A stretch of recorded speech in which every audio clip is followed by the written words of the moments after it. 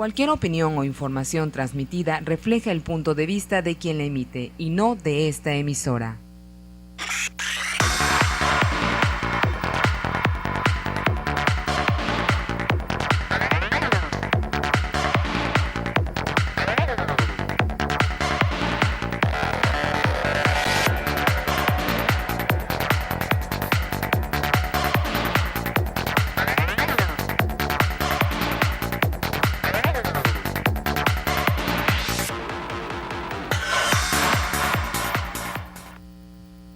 ¿Qué tal, amigos? Muy buenas noches.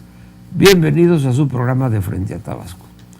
Como todos los lunes y jueves, este programa se transmite en vivo a las 9 de la noche y usted puede verlo a través de nuestra señal de internet www.canaltvx.com.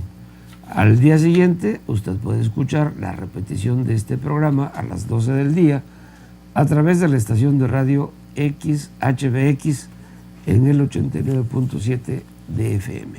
Y también, por supuesto, en nuestra página de internet de radio www.xbx.com.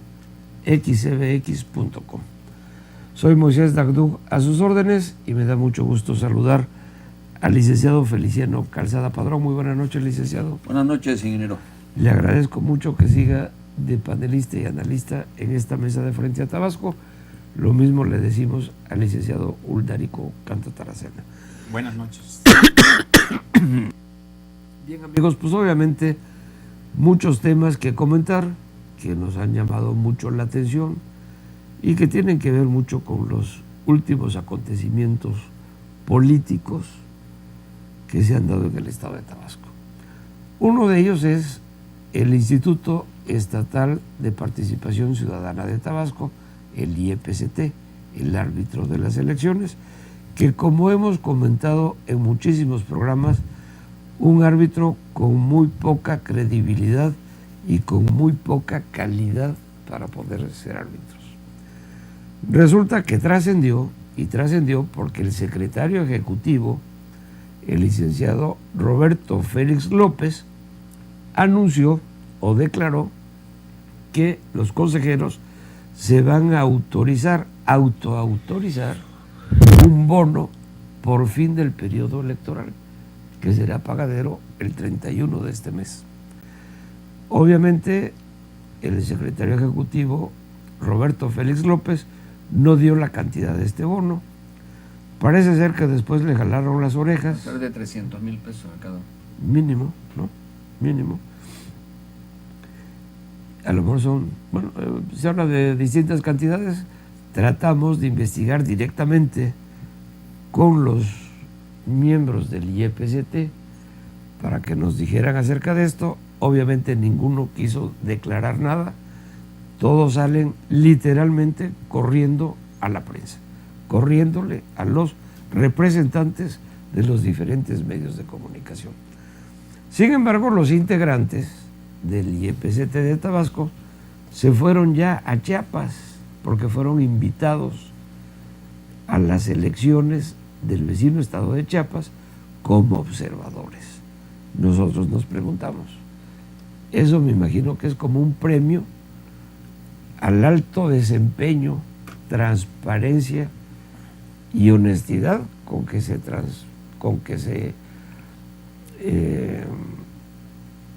que dieron los resultados aquí en Tabasco estos consejeros.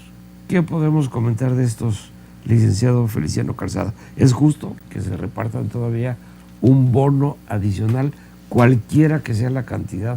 El hecho mismo de que se den un bono adicional lastima, molesta. Sí, ya no es posible molestarse o enojarse como ciudadano por lo que cada 8 días sucede en el instituto. Ya da pena, ya dan lástima. Cada 8 días sucede algo. Claro, lo fuerte, lo grueso fue lo que sucedió en el proceso electoral. Eso es lo más triste. Pero resulta que en lugar de cerrar las puertas y olvidarse del mundo y esconderse, cada 8 días sucede algo. por ejemplo, como ese secretario técnico que declaró que no iba a haber ninguna impugnación que reflejara la desaparición de alguna de las elecciones realizadas en Tabasco. ¿Sí? Que no había motivos. Que no había motivos. Entonces el señor se convirtió en un funcionario o del Instituto Estatal Electoral o del Instituto Federal Electoral. Es decir, no tienen medida, pues, ¿no? Ahora que resulta que se van a dar un bono, es muy grave. Y por último, se van a pasear a Chiapas. Muy merecido lo tienen. La pregunta que uno debe hacerse es, ¿a qué van? Como reconocimiento del Instituto Estatal Electoral de Chiapas por el ejemplo nacional que dieron estos señores aquí. ¿Los llevan como asesores para el día de la elección? ¿O estos van por su cuenta y riesgo porque ya no tienen nada que hacer aquí? Sencillamente, lo que hay que recomendarles es que se dediquen a esconderse, que ya se desaparezcan, que ya no digan esta boca es mía. Si desaparecen del mapa mejor, ¿no? Yo creo. Entonces, realmente pues, ya no indigna, ¿no? Ya son tantas desvergüenzas, tantas metidas de pata, que pues es preferible reírse ya y desearles que toquen un poquito, que se pongan de acuerdo en algo y que ese algo sea la que le pongan candado, se encierren en el instituto, cierren por dentro, lleguen a las 6 de la mañana y se salgan a las 12 de la noche para que ya no puedan hablar con nadie ni puedan hacer declaraciones. Esa es la tristeza de ese Instituto Estatal Electoral, que con seguridad en la radio y en la televisión de Chiapas los van a presentar cada 15 minutos como la gloria tabasqueña que fue a visitar las elecciones en Tabasco. Observadores de lujo. Observadores, muy triste y muy vergonzoso. Triste, realmente. Y como decíamos, bueno, independientemente de la cantidad que sea, licenciado Uldarico, no importa que sea un peso, que sean 10,000, 25,000, 1,000,000, 2,000,000, lo que les toque a cada uno, lastima, porque además no hay un fondo para esto. Entonces, ¿de dónde se va a sacar el dinero? Quiere decir que se lo va a otorgar gratuitamente Arturo Núñez, que desviará seguramente recursos de otros lados, porque no hay nada etiquetado para eso. Claro.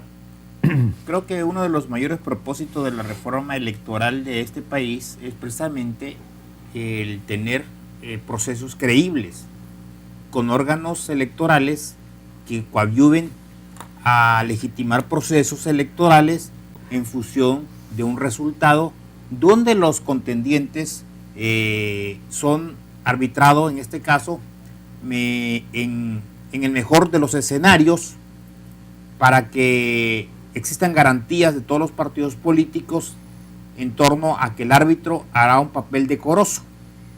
Lamentablemente para Tabasco es ampliamente conocido que el caso de Tabasco en torno al órgano electoral, el IEPCT, y incluyendo también el trabajo que hizo por parte del INE, aquí pues lamentablemente la ciudadanía nos quedamos claramente definido de que resultó un fiasco y un fracaso. Un fracaso desde luego para quienes queremos o anhelamos procesos de otra naturaleza, creíbles, con órganos electorales de otra manera. No un fracaso a lo mejor para quienes precisamente lo pusieron para realizar un trabajo como realmente hicieron, un trabajo sucio, un trabajo lleno de descrédito y un trabajo que dejó mucho que desear. Si bien es cierto que bueno, pues que todos quienes estamos trabajando en cualquier trinchera pública o en cualquier trinchera privada, pues anhelamos tener ingresos extras o ingresos que nos permitan de una u otra forma alentar un estímulo laboral, sobre todo cuando hay un trabajo que lo merece. Yo creo que en el caso del aparato público, bueno, hay un famoso bono que se da a los funcionarios públicos en cada año. Incluso, por ejemplo, quienes de alguna u otra manera son trabajadores que no cumplen solamente un horario preestablecido, sino que mañana, tarde y noche son requeridos, tienen en este caso una compensación. Y creo que hay muchos funcionarios que bueno, pudieran merecerlo en función de un trabajo. Pero cuando la ciudadanía, cuando la propia gente que a su alrededor está viendo el nivel de trabajo que están desarrollando, pues obviamente también hay un reclamo, porque los ciudadanos, quienes de una u otra manera cubrimos un impuesto, pues queremos un gobierno realmente que cumpla sus funciones, órganos electorales que igual hagan lo propio. Y reitero, el caso del IEPCT, los consejeros electorales no fallaron a Tabasco, le fallaron al proceso electoral, dañaron mucho el propósito de una reforma electoral, y creo que independientemente el monto, sea chico, mediano o grande, pues también sería evaluarlo y calificarlo de una complicidad. Quien pague ese dinero es que está pagando precisamente, pues todos lo sabemos, pues está pagando un soborno por haber cumplido un mal trabajo o hizo un buen trabajo según sus propósitos. Y si sale del aparato público, si se comprueba finalmente que la Secretaría de Finanzas, que quien es finalmente quien otorga los recursos, o el propio Congreso del Estado le otorga a los funcionarios, en este caso a los consejeros electorales, un recurso extraordinario como pago, en este caso al bochornoso trabajo, pues estaríamos dando mayor pie a que hay una evidencia más en torno a que se está pagando una complicidad. Yo invito realmente a todos a que a través de la ley de transparencia soliciten, en este caso los presupuestos del IEPCT, soliciten los pagos que se están erogando, soliciten realmente cómo se está distribuyendo dicho presupuesto. Porque bueno, pues como ya se comentó aquí, pues resulta que pareciera que otro estímulo es mandarlo de vacaciones, y sorprendentemente como observadores electorales a Chiapas. Yo no sé si también serán contratados allá para que demuestren cómo se trabaja para hacer fraudes electorales, o por lo menos serán contratados para llevar adelante, bueno, pues cómo evidenciar trabajo que, bueno, aquí quedó muy claro la forma en que se contrataron los aparatos públicos, ahí, bueno, para poder decir al final de cuentas de que no existe ninguna huella del trabajo que se desarrolla. A pesar de que muchos habló a través de video, fotografía, a través de muchas denuncias públicas y a través de algo que todo mundo vimos, observamos, y todo mundo nos quedó claro de cómo se gastó el dinero para esta elección, pues resulta que sorprendente que ellos no vieron, no oyeron y se quedaron sorprendentemente evidenciando de que fue un proceso que solamente ellos lo creyeron creíble. Entonces yo creo que aquí ojalá y el famoso bono que se va a dar, pues no vaya a ser que desemboque al final de cuentas en lo que nos va a sumar ya un elemento más, que es el pago de una complicidad. Muy bien, muchas gracias, licenciado Aldarico. Y bueno, como comentaba ahorita el licenciado Feliciano Calzada también, pues más vale que nos dé risa. Ya para que hacemos más corajes, ¿no? Hay que ver las cosas con optimismo. Por lo menos que no nos dañe tanto, porque estamos tan realmente saturados de malas noticias para Tabasco, de lamentables noticias en Tabasco, que bueno, ya de veras no se ve lo duro, sino lo tupido. Hoy, por ejemplo, la organización Alto al Secuestro, que es un organismo no gubernamental que dirige la que se hizo famosa Isabel Miranda de Wallace a partir de un secuestro de su hijo, formó esta ONG, y denunció que durante el mes de junio, o sea, durante el mes pasado, el secuestro en Tabasco repuntó 70% con respecto a mayo. Y esto coloca a Tabasco, obviamente, entre los 3 estados con mayor número de secuestros. El mayor número de secuestros, reporta este organismo, es el Estado de México con 37 casos, seguido por Tamaulipas con 32 y en tercer lugar Tabasco, empatado con Guerrero, con 17 casos. Verdaderamente lamentable. Habla de muchas cifras esta ONG y dice que entre las cifras que revelan que del 2012 al 2015 los municipios tabasqueños con más casos son el Centro con 85 casos de secuestros, Cárdenas con 57, Huimanguillo con 39, Cunduacán con 25 y Macuspana con 24. Obviamente queremos creer que estos datos son de los secuestros denunciados, porque hay una cantidad importante de casos que no se denuncian y no se conocen. Licenciado Feliciano Calzada. Sí, El triple. Fácil. solamente el que se ve obligado denuncia. Normalmente nos enteramos a veces también no por las denuncias ante el Ministerio Público, sino las denuncias ante la opinión pública. Cuando un periodista se entera porque sabe que en cualquiera de los municipios del estado secuestraron a alguien porque se corrió la voz, entonces ahí está el señalamiento, pero en el Ministerio Público no está la denuncia correspondiente. Pues nos enteramos en los círculos. Lo cual que oficialmente no está registrado ese caso, ¿no? Pasa como con las violaciones muchas veces. En los círculos de convivencia nos enteramos por lo regular siempre de los casos, ¿no? Sí, mucha gente que por miedo, porque lo primero que el secuestrador dice es, si avisas a la policía, lo vamos a matar a tu familiar. Entonces, eso trae pues que un estado tan tranquilo como era antiguamente se ha convertido en uno de los estados de mayor preocupación de la federación y lo más importante, de nosotros los tabasqueños, ¿no?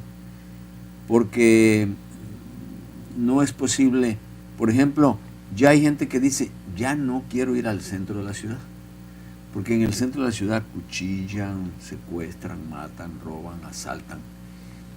Y lo que pasa es, se enteran por las notas rojas de los periódicos. Y en ocasiones no analizan bien el artículo que están leyendo, que en ocasiones es que fue asesinada una mujer.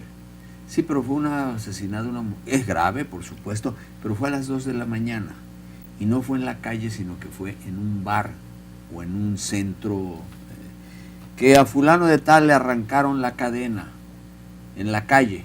De acuerdo, sí pues, pero también fue a 10 horas de la noche. Porque el comercio de centro de la ciudad, pues sencillamente en el momento en que se corra la voz, que a cualquier hora del día, pues sencillamente van a tener ellos los problemas de falta de ventas. Ellos son los primeros en preocuparse de que no haya delincuencia en la calle. Y ellos son los primeros en denunciar, cuando menos llamar a la policía cuando ven algún caso que sucedió frente a su negocio. Como quiera que sea, es preocupante. Y más preocupante sería, por ejemplo, que el centro de la ciudad se cayera la actividad ahí económica, ¿no? comercial. Eso sería muy grave. Por eso la recomendación a nuestros amigos es que cuando lean en los periódicos, observen y revisen exactamente a qué horas fue, a qué hora se realizó, para que no confundan el centro, que es un área muy bonita y que tiene muy buenos comercios y buenos lugares a donde acudir, de pronto se vayan a asustar y traiga como consecuencia el que la economía del centro de la ciudad se venga abajo. Lamentable por todos los conceptos. Ojalá y que esto se revirtiera, que con los cambios de la policía que se hicieron ahora, bueno, pues sencillamente que ya haya una mejor visión, y más que visión, que haya un sentimiento de no miedo, de no temor. ¿Por qué? Porque que se eviten los comentarios, porque Radio Bemba también en ocasiones alerta y en ocasiones alarma sin fundamento.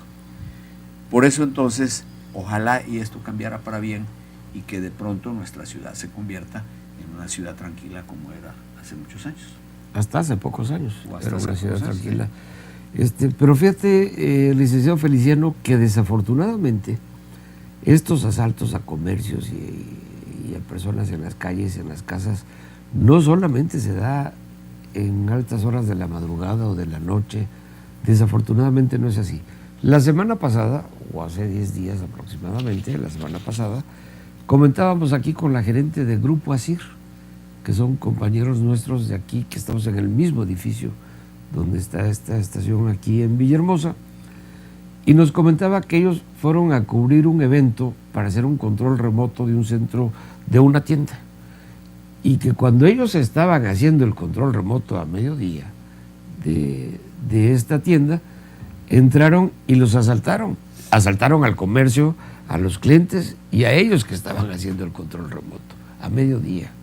O sea que desafortunadamente, como usted menciona, que es lamentable, porque no es solo que estén pasando este tipo de cosas a las 12 de la noche o en colonias muy apartadas. Desafortunadamente, esta delincuencia está galopante y está actuando a plena luz del sol. Por supuesto.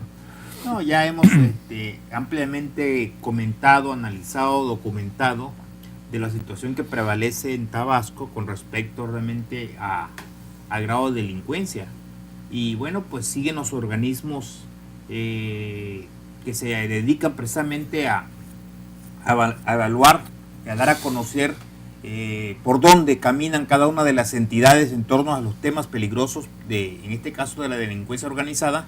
Y bueno, pues la nota, como lamentablemente como se ha dado en los últimos años, pues ha sido que Tabasco pues sigue siendo parte del conflicto permanente, y lejos de tenerse una solución o por lo menos resultados que nos aliente de que vamos disminuyendo al respecto, pues no es así. Todo parece indicar que sigue persistiendo exactamente los problemas en torno al tema de la seguridad. A pesar de que, bueno, pues se habló mucho de unas famosas cámaras que iban a estar en operación. Todo el mundo desconoce al respecto. Desde luego no sabemos ni cuántas son, a cómo costaron, cuánto se gastaron, dónde se localizan o qué resultado han dado. No, pues no, solamente se dio como una especie de boom de noticia de una acción de gobierno, pero en términos de que los tabasqueños podamos reconocer o dar o aceptar de que ha sido un éxito, pues todavía no hay elementos para que podamos evaluarlo así. Lo que sí podemos evaluar es que los organismos siguen señalando a Tabasco como una de las entidades que se encuentran en alto grado de inseguridad. Y bueno, pues de manera natural los municipios que mucho se ha señalado a través de inclusive de la opinión pública, pues es Centro, Cárdenas, Huimanguillo, donde pues no se ha podido controlar los resultados positivos, y solamente, bueno, pues se han dado a conocer, por cierto, que agarran a 2, 3 grupitos o gente lamentablemente en condiciones muy humildes, que se desconoce si en verdad son pertenecientes a lo que ellos llaman como partícipe de la delincuencia organizada. Pero bueno, tan solo con un par de delincuentes o un par de alguna gente muy humilde que agarran, hace un escándalo en los medios, y como que bueno, pagan más por la publicidad que el gasto que se hace en el trabajo que se le está cubriendo al aparato de justicia para que realmente opere con resultados. Hasta ahorita no se ha sabido de que tengamos información donde en verdad se ha logrado la detención de bandas sumamente significativas que operan en Tabasco, o por lo menos tampoco tenemos evidencias de que vamos a la baja en materia de resultados, ¿no? De inseguridad. Entonces yo creo que aquí todo esto pues tiene que ver mucho con una serie de críticas que continuamente se le ha hecho al aparato público del Estado, porque bueno, pues creo que los ciudadanos que anhelamos la paz y la tranquilidad, pues sí, hay inquietud de que bueno, pues los gobiernos, sean del color que sea, pues den los resultados esperados. Y como siempre se ha establecido, el mejor deseo es para que los gobiernos cumplan, los gobiernos puedan ejercer su función pública de manera transparente y con alto grado de eficacia. Y lo que se ha criticado finalmente, bueno, pues ya está clarito de que lo que hemos evaluado, criticado, comentado aquí, pues a pesar de que se ha callado por muchas voces, pues los organismos nacionales que evalúan el aparato público y dependiendo los temas, pues siguen dando elementos para dar a conocer que Tabasco no camina por el rumbo adecuado, sea seguridad, sea salud, educación, y bueno, pues tampoco las gentes que se ponen en los puestos adecuados, pues no ocupan en este caso lo que los tabasqueños anhelamos. No son tampoco las gente adecuada.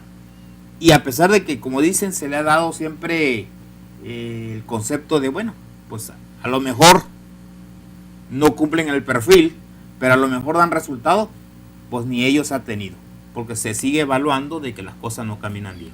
Así es, y fíjate que lo que dices tienes mucha razón, porque en contraposición con estos datos de este organismo no gubernamental de alto al secuestro, donde menciona, como hemos dicho, que Tabasco el secuestro aumentó simplemente el mes pasado un 70%, pues aquí nuestras autoridades nos han dicho y nos siguen queriendo meter en la cabeza que las cifras disminuyen, que las cifras de secuestro en Tabasco vienen a la baja. Eso es lo que dice el señor fiscal, eso es lo que dice el señor Sales, que viene de México, y bueno, ¿a quién quieren engañar, no? Eso también molesta, cuando no se comunica con la verdad. No les cuesta nada que nos digan la verdad, sí, estamos pasando por mal momento, por esto y por esto, pero que no nos traten de engañar diciendo que hay menos secuestros, o que el secretario de Salud diga que las condiciones de los hospitales están en magníficas condiciones, cuando no lo es.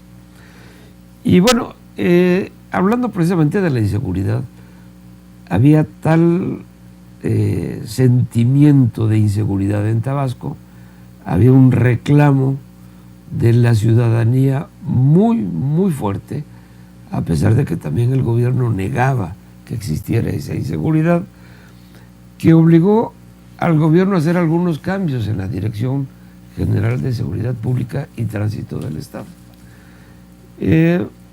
Algunos datos que nos han llegado, pues algunos, pues la verdad que nos hacen dudar mucho de que las cosas vayan a mejorar, no sabemos, pero nos hacen llegar un artículo de la periodista Isabel Arvide, quien hace referencia precisamente a uno de estos personajes recién nombrados por el señor gobernador.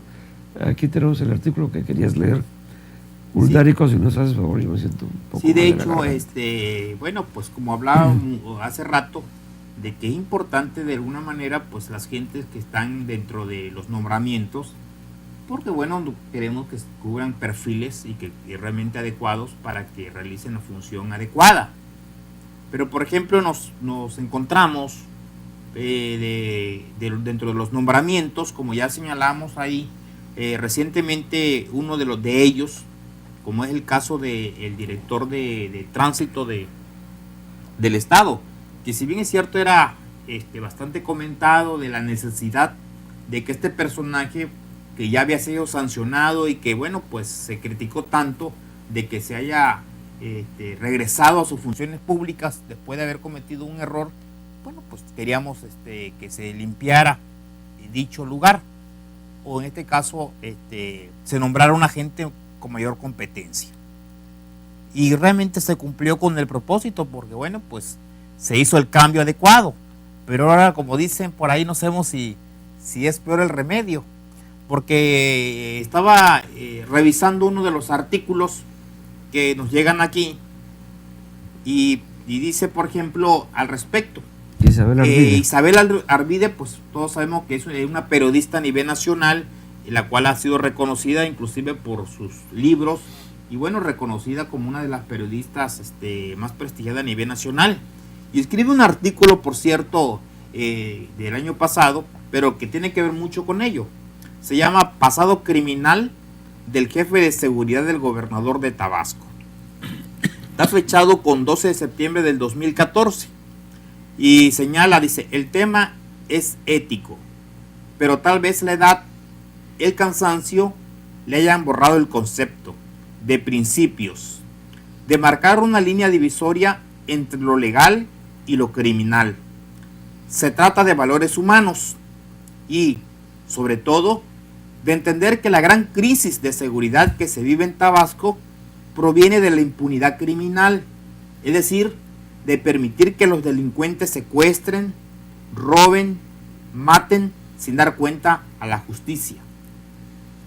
¿Qué se puede esperar de un gobernante que trae a su lado, bajo sueldo, con el cargo oficial de responsable de su seguridad, de jefe de escolta, a un hombre que tiene una orden de aprehensión pendiente en Quintana Roo? La orden es número 125, diagonal 2007, penal, con fecha del 11, diagonal 04, diagonal 2007. Antes de esto, Leonardo Antonio Ramos Suárez había escrito la historia más negra en Quintana Roo. Primero como subdirector de la Policía Municipal en el de Chaco García Salvidea, cuando fue cesado por quedarse con un botín de joyas que había incautado a unos ladrones venezolanos que operaban en la zona hotelera. La inseguridad que provocó su salida por haberse roto todos los acuerdos criminales con los grupos, principalmente Zetas, que controlan la zona, obligó a que llegasen 500 policías federales a Cancún. Extrañamente resultó útil para la salida de Joaquín Hendrix y se le pagaba como golpeador, como infiltrado en los temas de la Policía Municipal de Cancún desde la Secretaría de Gobierno. El siguiente gobernador fue muy generoso con él. Primero estuvo en su entorno cercano, en su seguridad. Luego lo envió a Playa del Carmen como director de la Policía Municipal, donde otra vez fue cesado fulminantemente porque le encontraron droga que había sido incautada en su escritorio. Ramos Suárez consiguió ir a Cozumel como jefe de la Policía Municipal del panista Gustavo Ortega Joaquín, quien a los pocos meses lo corrió por sus corruptelas. Lo peor vino cuando lo nombran subdirector de la Policía Judicial de la zona norte. Mi confrontación pública fue brutal. En verdad, señala la periodista, que lo advertí en todos los foros. Ahí Ramos entregó el control del narcomenudeo a los Zetas, en contubernio con Adrián Samos Medina, director de la Policía Municipal. Sus operadores fueron los comandantes Dorantes y Waldo Montoya. El enlace con los Zetas, con quien solía reunirse en público, fue el policía Ariel Moroni. Uno de los hechos que más indignó a la ciudadanía fue que su chofer, Enrique Medina, asesinó a quemarropa a un muchacho de 16 años, llamado Néstor Otoniel del Río, ante lo cual Ramos declaró que había sido en su día libre. Todo esto se documentó y publicó bajo mi firma en su momento, señala la periodista Isabel Arvide. Y la respuesta fue tan agresiva que el entonces jefe de la zona militar lo llamó para hacerle una advertencia en mi defensa, dice ella. En Cancún, la realidad terminó por imponerse. Ramos se enredó en la captura de unos cubanos traficantes de personas y con gran presión de medios de comunicación, Félix González tuvo que quitarlo. Con apego a la ley, se inició una averiguación penal. Con la orden de aprehensión en su contra, salió huyendo. Se escondió varios años hasta reaparecer cuidando la espalda de Arturo Núñez. Leonardo Ramos Suárez tiene la recomendación de su pariente Ahmed Ramos Troconis, que a su vez es primo de la esposa de Núñez, Marta Lilia López. El 27 de marzo del 2014, Leonardo Ramos volvió a las páginas rojas por un desalojo muy violento de un maestro de la tercera edad en Villahermosa, donde le apodan Gorila. Ninguna de estas verdades absolutamente comprobables parece importar al gobernador Arturo Núñez, que incluso se atrevió a llevar a Leonardo Ramos al informe de gobierno de Roberto Borge, con todo y orden de aprehensión vigente. Tal vez Ramos Suárez mantiene su relación con los Zetas y por eso le es tan útil al gobernador que de tanto dormirse en actos públicos parecería que no puede descansar por las noches. Protegido por un enlace con los criminales, Arturo Núñez ha de pensar que la moral es una fruta, que para ningún tabasqueño es un agravio pagarle el sueldo a un malandro con placa de policía, cuya historia está escrita en las peores páginas negras de todos los medios de comunicación. Así que aquel que por su gusto es buey, dice el dicho, culmina Isabel Arvide. Este es un documento realmente donde, bueno, pues solamente queda como en torno a los nombramientos que se están dando en Tabasco y que, bueno, a los tabasqueños nos parece muy delicado el asunto porque, bueno, pues reitero mucho, lo que necesitamos son gentes confiables y gente que nos alienten a creer que las cosas van a mejorar en Tabasco. Y aquí ya hay de antemano argumentos de una periodista a nivel nacional y que, bueno, pues hasta el momento pues no se ha desmentido por parte de los que aquí ella señala. Sí, muy lamentable, Uldárico.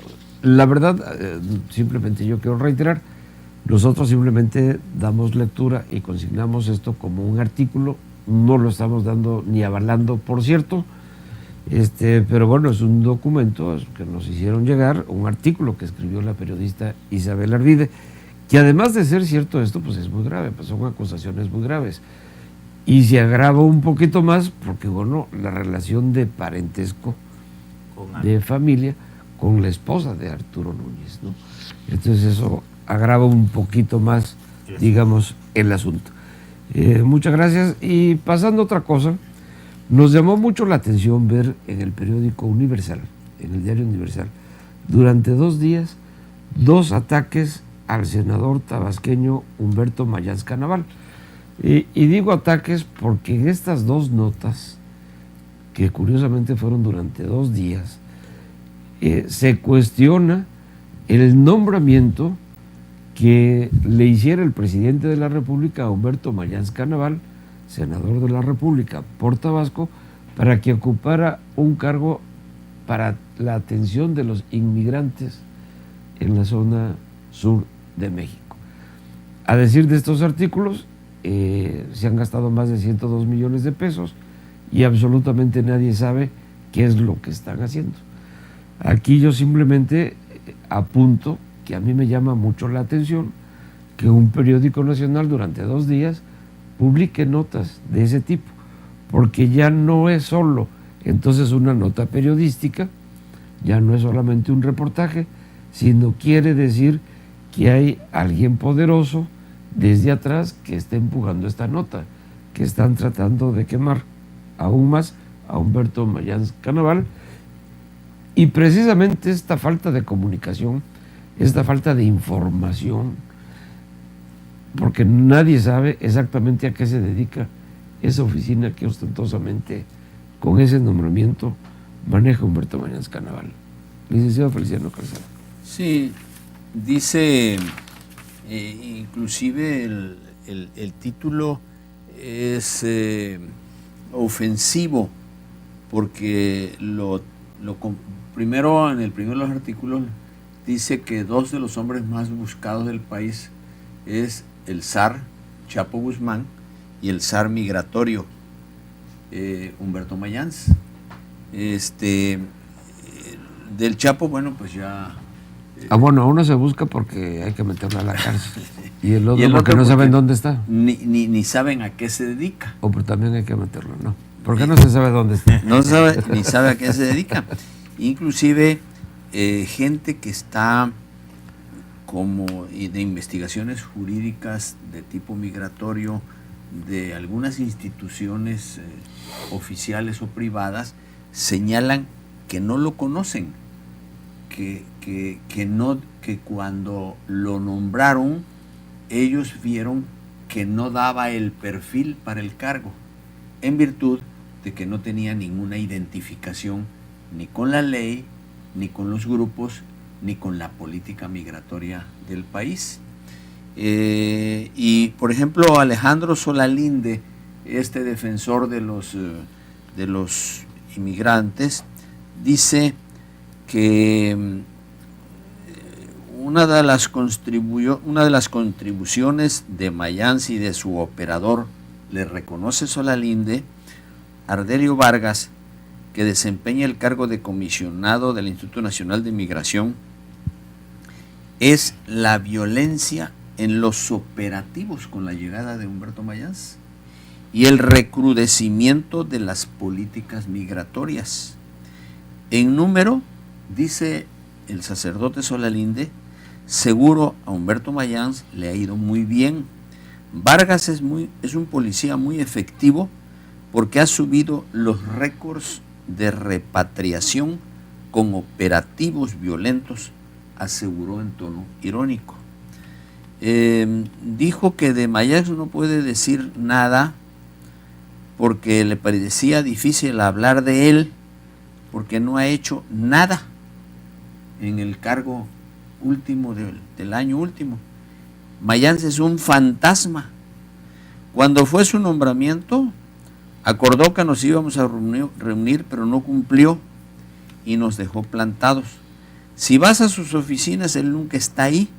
Solamente lo designaron para poder justificar los recursos del Plan Mérida, afirmó Solalinde. El especialista Urbano Reyes explicó que el objetivo del organismo era mejorar las condiciones del paso de los migrantes, pero por el contrario ha aumentado la presencia policíaca, lo que a su vez ha generado que los migrantes busquen rutas más peligrosas y ha dificultado la labor de protección de migrantes de organizaciones civiles. Otro de los problemas, dicen los especialistas, es que a los que alude el investigador es que con la coordinación que encabeza Mayans se duplicaron funciones con otras dependencias existentes. El coordinador del Grupo de Estudios de Migración y Procesos Transfronterizos e investigador del Colegio de la Frontera Sur, Enrique Coraza de los Santos, dijo que no conoce a Mayans ni ha tenido contacto con la institución y afirmó que éste nunca ha asistido a espacios como la Mesa Interinstitucional sobre Migración que organiza la Asociación Fray Matías de Córdoba o el Foro Transfronterizo. En una entrevista que hoy suena paradójica, Humberto Mayans aseguró que al canal del Congreso en 2013, en una entrevista, que se ha relegado el desarrollo de la frontera sur-sureste, por lo que es momento de voltear hacia allá para atenderla. No solo se trata de poner policías en la frontera y sellarla, se trata de poner mayor tecnología y garantizar la seguridad de los migrantes y sus derechos humanos. Sin embargo, las declaraciones del zar fantasma son como un murmullo distante. Sí, pues muy... Bueno, Solalinde también tiene sus excesos de repente, ¿no? Sí, por supuesto. Y Pero bueno, ahí abondando también un poco en que si cumple el perfil o no. Bueno, yo no sé si cumple el perfil desde el punto de vista de conocimiento jurídico, legal, de las leyes, etcétera. Él no es abogado. No es abogado, es economista. Sin embargo, él estuvo de presidente de la Comisión Sur-Sureste en el Senado. Entonces, de alguna manera sí debe tener conocimiento de la zona, pues. Bueno, pues Pero duró además, un mes. Humberto Mayans Muy es poco. todólogo. Sí. Fue de obras públicas, Sí. ha sido de gobierno, ha sido de todo. Secretario de Salud. Secret- Creo que es lo único que le ha faltado. O sea, sí, le faltó nada más secretario de salud. No, lo que sí está realmente por los comentarios que se hicieron seguidamente en torno a este personaje, que ciertamente poco se ha sabido de él, sobre todo en torno a su trabajo, porque por ejemplo en Tabasco se relacionó mucho con relación al Partido Verde, pues porque participaba una cuñada como candidata a presidente municipal y es cuando se oía en este caso de él, pero en torno a su trabajo, pues de lo que realiza en dicho lugar, pues poco se ha conocido. A lo que mejor sí lo que realiza sí muchas extraña, cosas, pero, sí, pero ahora, no se comunica, ¿no? Es lo una que torre sí- de marfil ahí. Sí, lo que terrible, sí ¿no? extraña y bueno, pues obviamente es que continuamente, bueno, a nivel, o sea, no, se le critica a nivel nacional. Para criticarlo a nivel nacional deben ser personajes que tienen que ver con cierto poder para poder meterlo en el ámbito nacional. No tiene que ver mucho con, en este caso, con personajes o políticos dijéramos, o dijera Arturo Núñez, aldeanos, sino tiene que ver con políticos, entonces, más allá de los aldeanos, que, De un nivel un poquito más arriba, que tienen ¿no? interés y le están dando seguimiento al caso de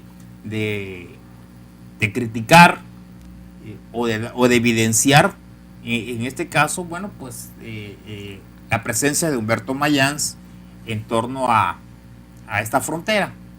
Y bueno, en cuanto a lo criticable que dicen ahí, que se ha recrudecido, por ejemplo, la parte de la violencia, ahorita recordaba de que, por ejemplo, en China se metió preso a más de 100 gentes inmiscuida con derechos humanos, porque dice el gobernante, pues, que dejaron de ser defensores de los derechos humanos para ser defensores de delincuentes, y por lo tanto también son delincuentes y van para dentro de los derechos humanos.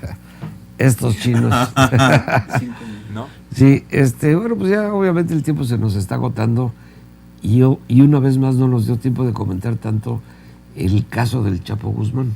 Sin embargo, bueno, aunque sea así de pasadita, yo creo que tenemos que comentarlo. Pues sí, pues ya ha habido mucha información. Claro, se ha comentado hasta la saciedad todo lo del Chapo, su fuga, versión oficial a través de un túnel, las dudas de todo mundo de que haya sido efectivamente por ese túnel donde se haya escapado, en fin, etcétera. Pero esto trae muchas implicaciones ahí alrededor, ¿no?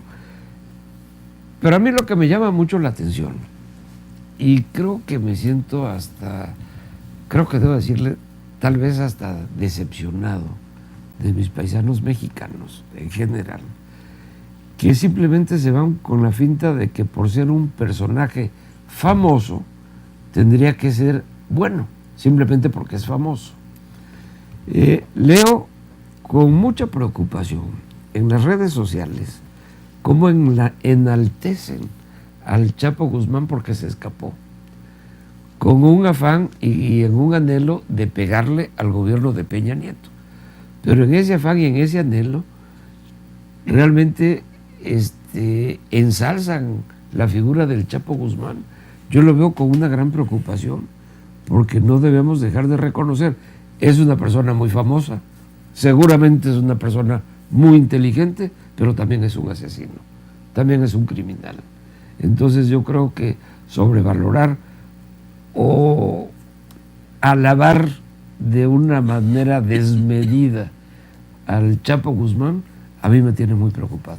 Me tiene muy preocupado porque entonces veo con mucha decepción que en el imaginario colectivo de los mexicanos, pues eso no importa. Lo importante es simplemente ser famoso y tener mucho dinero. Y lo demás no importa. A mí sí me preocupa mucho eso. No sé si quieren hacer algún Sí, comentario. yo sí creo que hay cierta inclinación de partes de cualquier sociedad del mundo a irse sobre la fama. Y hay también alguna inclinación sobre alguien frustrado que ve mal al gobierno como una venganza el hacer manifestaciones de reconocimiento a una actividad que sencillamente es criticable 100% y que es un absurdo señalarla como una actividad que deba seguirse. Yo recuerdo que cuando detuvieron a aquel famoso asesino Caro Quintero, narcotraficante, no había las oportunidades de comunicación o de intercomunicación de la sociedad, sino era a través de los periódicos y de la televisión y nada más. Restringida de información, por cierto. En esos tiempos, sí. más que ahora. Producto nacional de la forma en que la televisión, que eran propiamente locales, las nacionales no tenían cobertura en muchas partes, en muchas regiones. Y me acuerdo que cuando la detención de Caro Quintero, hubo una tendencia también a exaltarlo. Sobre todo porque Caro Quintero se había robado, o se había llevado, bueno, se la robó, la muchacha se fue porque quiso, que era una empleada del banco donde él llegaba Sara, ¿no? a hacer depósitos, ¿verdad? ¿Cómo se llamaba? Sara. Algo Era así. hija de alguien conocido también. Pero resultó que era sobrina del gobernador de Jalisco. Entonces, eso más entre los grupos y las mujeres que se podían manifestar públicamente, o porque escribían, o porque alguna entrevista hablaban, y ponían a como todo un personaje digno de admirar. Y recuerdo que una periodista famosa tuvo acceso a él en el proceso que se le siguió, pero recién detenido, cuando era un ídolo para muchas gentes. Y con una sola palabra lo desnudó y transformó la imagen que se hablaba del famoso Casanova, ¿no? Y entonces digo, pero si es un naco. Eso fue todo lo que dijo. Entonces, es un individuo que no hila dos palabras o una frase, un ignorante, y aparte es un naco. Entonces, en ese momento se vino abajo la imagen entre ciertos sectores, principalmente femeninos, que habían manifestado la admiración por ese personaje atlético, bien parecido, ¿no? Y además con frases como aquella de que él se comprometía a pagar la deuda de México si le dejaran el tráfico de drogas a él solito con impunidad, Sí, y se claro, comprometía a pagar la deuda de México. Sí. ¿no? Ahora, con relación a esto, yo quisiera hacer un comentario que es lo siguiente. Estados Unidos, inmediatamente ante esa bondad y esa actitud de perseguir la delincuencia del mundo, inmediatamente ofrece sus servicios para perseguirlo, ofrece una cantidad de millones de dólares, pero no ofrece parar a los distribuidores de la droga en los Estados Unidos, que no son mexicanos, que no son latinoamericanos, que son norteamericanos. Y que obviamente tan peca uno como peca el otro. Es que nosotros perseguimos a nuestros delincuentes que llevan la droga a los Estados Unidos y no hacen nada más que pasar la frontera Y eso y se acabó el delito. Claro. Ya no hay a nadie a qué perseguir. Más o menos la droga en México cuesta 50,000 millones de dólares o de pesos. Pero el negocio en los Estados Unidos cuesta 300,000 millones de dólares. Por eso los norteamericanos no agarran a nadie. Así es. No hay ningún capo Claro. fuerte de Estados Unidos que lo hayan detenido. Con o frecuencia. o que hayan encontrado una bodega o un cargamento enorme Nada. de droga. Nada. Nada. No hacen nada ya. Con mucha frecuencia ellos, en el cumplimiento de su deber, agarran a los pobres diablos que en las esquinas están vendiendo droga, ¿no? A eso sí los agarran. Pero a todos los que financian la siembra en el mundo, cuando menos el mundo latinoamericano, porque la droga es igual que el que el que quiere cosechar algo. El que cosecha Tiene que meter la café lana, o lo que sea, hay que meterle lana, ¿no? porque Claro. tiene que arar la tierra y tiene que prepararla y tiene que meter el riego y el fertilizante y los trabajadores y todo aquello, todo eso lo financian los Estados Unidos. Claro. La seguridad Y ahí están de que la metidos mercancía llegue. Grandes empresarios y grandes banqueros y grandes funcionarios Y públicos hasta organizaciones y religiosas. policías, ¿no? Hasta organizaciones religiosas. ¿Recuerdan ustedes aquella muerte, precisamente el que mató Caro Quintero?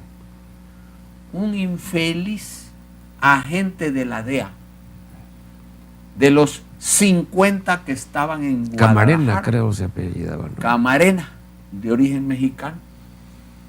Hicieron una Eduardo película. Camarena. Hicieron No sé si una Eduardo, pero película, Camarena. hicieron un libro y del libro de la película y llegaron casi a comparar a pues con Washington o con cualquiera de los grandes hombres que crearon la Unión Norteamericana.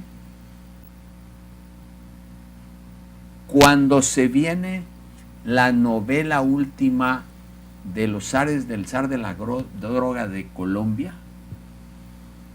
el que hablaba Escobar, en varias partes de la obra dice Escobar, ¿cómo vamos a asegurar el paso por tal lugar? Ya ahí están los de la DEA ayudándonos. Claro, para que pueda funcionar tiene que haber complicidades, ¿no? Entonces, Kiki Camarena le decían a ese cuate, ¿no?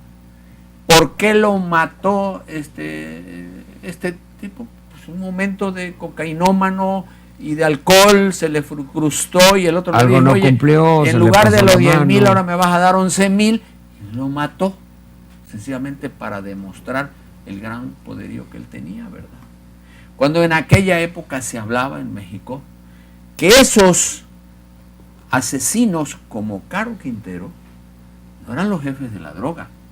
Los jefes de la droga son los que no aparecen, son los que están escondidos y mandan, róbate aquella chamaca, mata dentro del restaurante, asesina acá, llama la atención, conviértete en el héroe, mientras que yo acá abajo soy el que controlo y mando todo, ¿verdad? Así es, realmente los grandes capos, los dueños de la droga, como dice el licenciado Feliciano Calzada, pues son gentes de guante blanco. Incluso de organizaciones religiosas al más alto nivel mundial. Intocables, perfectamente bien camuflajeados, escondidos muy bien. De hecho, el mercado más grande del mundo es Estados Unidos, y donde está el verdadero negocio de la droga es Estados Unidos. Y finalmente, bueno, pues ellos juzgan solamente a los países latinos, pero realmente quienes son los grandes distribuidores, los grandes consumidores, pues son ellos. Y sin embargo se atreven a juzgar a este país.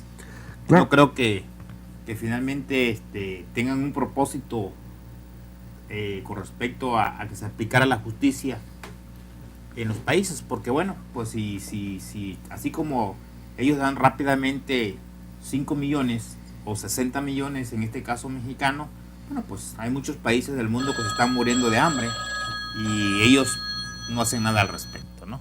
Así es. Y bueno, realmente para que exista este mercado y este tráfico y sea un negocio floreciente, ilegal pero floreciente, pues tienen que haber consumidores con un potencial económico importante.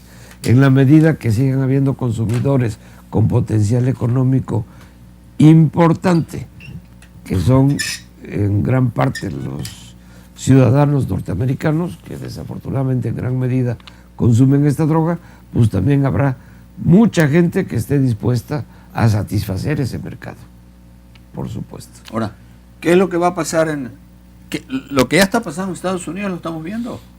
Ya varios estados están legalizando la droga. Por lo menos la marihuana, ¿no? Ahí han empezado, pues.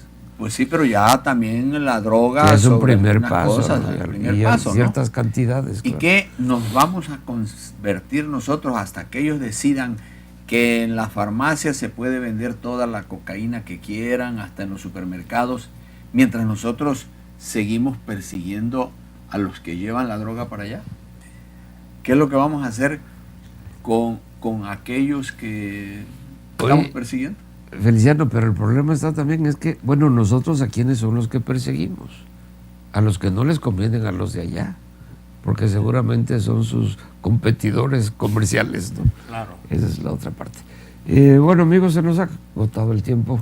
Una vez más, yo quiero agradecerle al licenciado Uldarico Canto, al licenciado Feliciano Calzada. Muchísimas gracias por seguir con nosotros aquí de Frente a Tabasco. Muchas gracias sobre todo a nuestra audiencia. Muchas gracias por sus comentarios.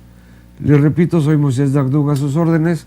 Mi Twitter personal es @MoisésDagdug1. Ahí estamos a sus órdenes. Y siempre terminamos este programa diciendo, nosotros sí, con la frente en alto, de frente a Tabasco.